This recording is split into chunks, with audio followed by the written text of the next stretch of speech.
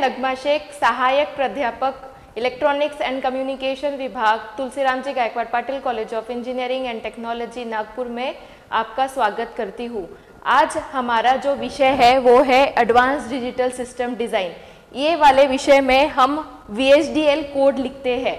हमारे पास तरह तरह के VHDL कोड होते हैं। जैसे हमारे पास डिजिटल सर्किट होते हैं, हम उसको टेस्ट करने के लिए VHDL कोड लिखते हैं। आज हम देखेंगे हाफ एडर का VHDL कोड। तो हाफ एडर में VHDL कोड कैसा होता है, कौन सा आर्किटेक्चर यूज करके हम वो कोड लिख सकते हैं। तो आप देख सकते हैं ये हमारा डायग्राम है जिसमें हमने XOR गेट और AND गेट लिया है। इसमें A और B दो इनपुट है, दो आउटपुट है, सम और कैरी।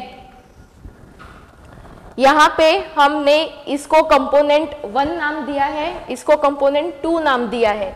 ये हमारा कंपोनेंट 1 है, ये हमारा कंपोनेंट 2 है। इसको लेबल देने के लिए हमने X1 और X2 का प्रयोग किया है।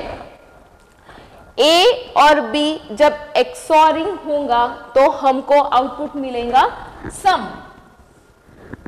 उसी तरह जब A और B एंडिंग होगा तो हमको आउटपुट मिलेगा कैरी। हम जब भी दो नंबर का एडिशन करते हैं तो हमको दो चीजें मिलती है, पहला मिलता है सम, दूसरा मिलता है कैरी। इसी तरीके से जब हम हाफ एडर में दो बिट का एडिशन करेंगे तो हमको दो चीज मिलेंगी, सम और कैरी। जब भी हम स्ट्रक्चरल प्रोग्राम लिखते हैं VHDL कोड का तो हमें दो चीज का प्रयोग करना पड़ता है। एक होता है एंटिटी और दूसरा होता है आर्किटेक्चर। हम दो चीज का प्रयोग करके VHDL कोड लिखते हैं, एंटिटी, आर्किटेक्चर। अब ये एंटिटी क्या होता है? एंटिटी एक तरीके से बाहरी चीज, जो बाहर से हमें जो चीजें दिखती है हमारी आंखों से, उसको हम एंटिटी बोलते हैं।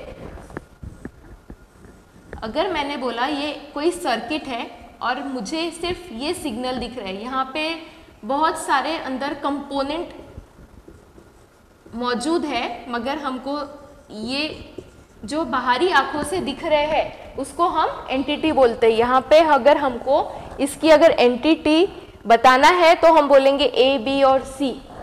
वैसे ही अब ये हो गई हमारी बाहरी बातें जो हमारी खुली आंखों से हमें दिख रही है, मगर जो चीजें अंदर की है, जो हमें हमारी खुली आंखों से नहीं दिख रही है, उसे हम बोलते हैं आर्किटेक्चर। तो VHDL कोड में हम बाहरी वाले सिग्नल्स और अंदर वाले सिग्नल्स का कोड लिखेंगे।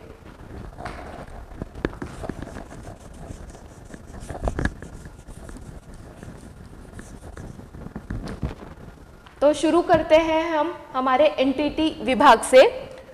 एंटिटी का नाम इज, तो हमने यहाँ पे हमारे एंटिटी का नाम दिया है हाफ एडर। तो एंटिटी का नाम इज। अब हम यहाँ पे एंटिटी में हमारे जितने भी इनपुट और आउटपुट है उसको डिफाइन करने की कोशिश करेंगे, ताकि वो डिक्लेयर हो जाए हमारे एंटिटी पार्ट में कि हमारे पास इनपुट में ये पार्ट है और आउटपुट में ये पार्ट है। तो हमने बोला हमारा यहाँ से हमारे डायग्राम से हमको समझ में आ रहा है कि A और B हमारा इनपुट है और सम और कैरी हमारा आउटपुट है। तो हम इसका प्रयोग करके अब हमारी एंटिटी लिखते हैं। Entity half adder is port. Port मतलब इनपुट और आउटपुट को हमने एक नाम दिया है जिसको हमने बोला है port. Port A, B in bit, क्योंकि ये इनपुट है और हम डिजिटल सर्किट का कोड लिख रहे हैं। डिजिटल सर्किट में हम जो कोड लिखते हैं वो कैसे होते हैं, 0 और 1 नाम के। तो वो रहते हैं बिट मीन्स 0 और 1। तो इसीलिए इनपुट और बिट। कैरी आउटपुट है, इसीलिए आउटपुट कैरी में या तो 0 हो सकता है या तो 1 हो सकता है, इसीलिए हमने बिट दिया है। सम, आउट बिट एंड हमको हमारी जो एंटिटी है वो यहाँ पे खत्म करके हमारा आर्किटेक्चर जो अंदर का विभाग है हमारे डिजिटल सर्किट का वो देखना पड़ेगा। तो अब हम आते हैं हमारे आर्किटेक्चर पार्ट पे।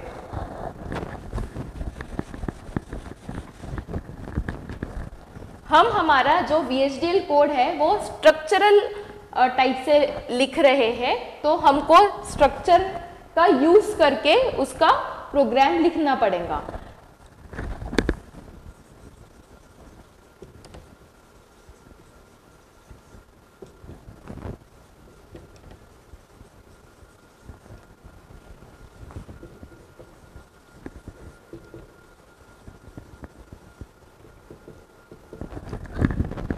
आर्किटेक्चर स्ट्रक्चर का नाम, मैंने स्ट्रक्चर का नाम स्ट्रक्चरल लिया है, ऑफ एंटिटी का नाम, एंटिटी का नाम हमने यहाँ पे हाफ एडर करके दिया है, architecture structural of half adder is. अब हमको जो हमारे दो कंपोनेंट है XOR गेट और AND गेट, उसको यहाँ पे डिक्लेयर करना पड़ेगा। तो हम हमारा पहला कंपोनेंट जो हमने बोला था XOR गेट, उसको लेंगे।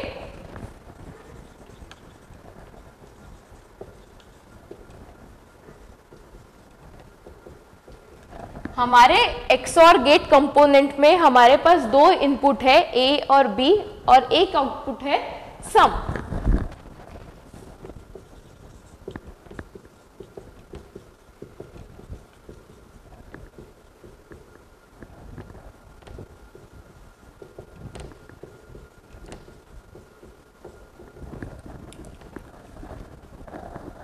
इनपुट और आउटपुट लिखने के बाद हमें हमारा कंपोनेंट को एंड करना पड़ेगा।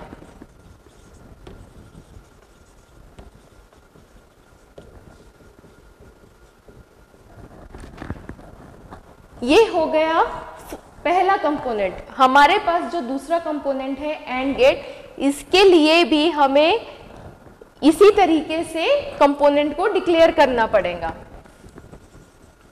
कंपोनेंट एंड इज, यहाँ पे भी हमारे पास A और B इनपुट में है और कैरी जो है वो हमारा आउटपुट में है।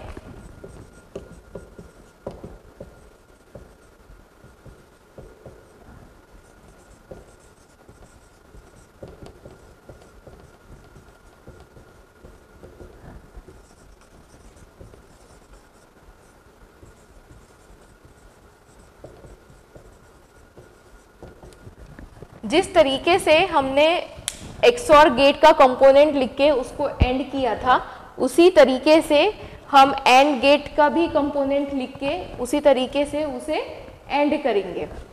ये हो गया हमारा कंपोनेंट का डिक्लेरेशन पार्ट। अब हम हमारा एक्चुअल प्रोग्रामिंग में जो एक्चुअल वर्किंग है हाफ एडर का, वो लिखेंगे। तो अब हम शुरू कर रहे हैं बिगिन लेबल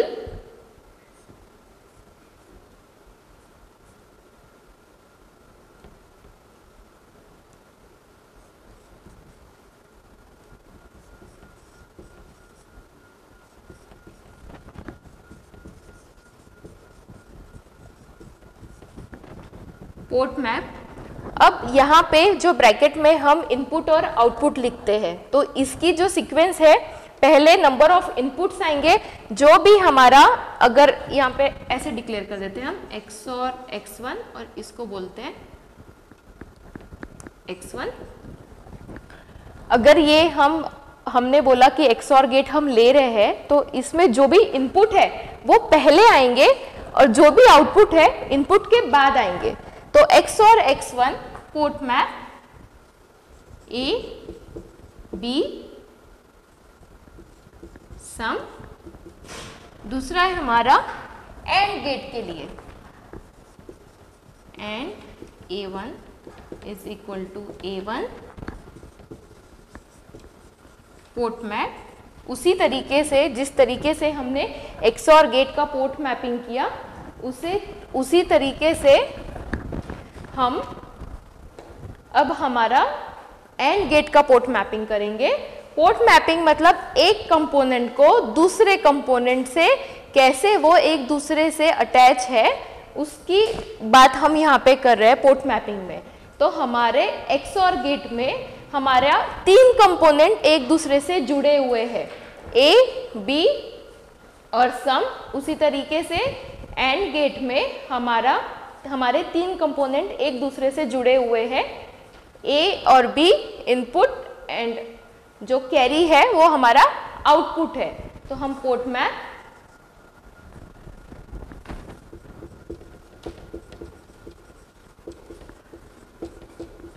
AB कैरी, तो ये हो गया हमारा पोर्ट मैपिंग। हमने यहाँ पे पोर्ट मैपिंग बता दिया। अब हम इसको आर्किटेक्चर जो हमने शुरू किया था, architecture structure of half adder is, अब हम उसको यहाँ पे खत्म करेंगे। क्या लिख के? And architecture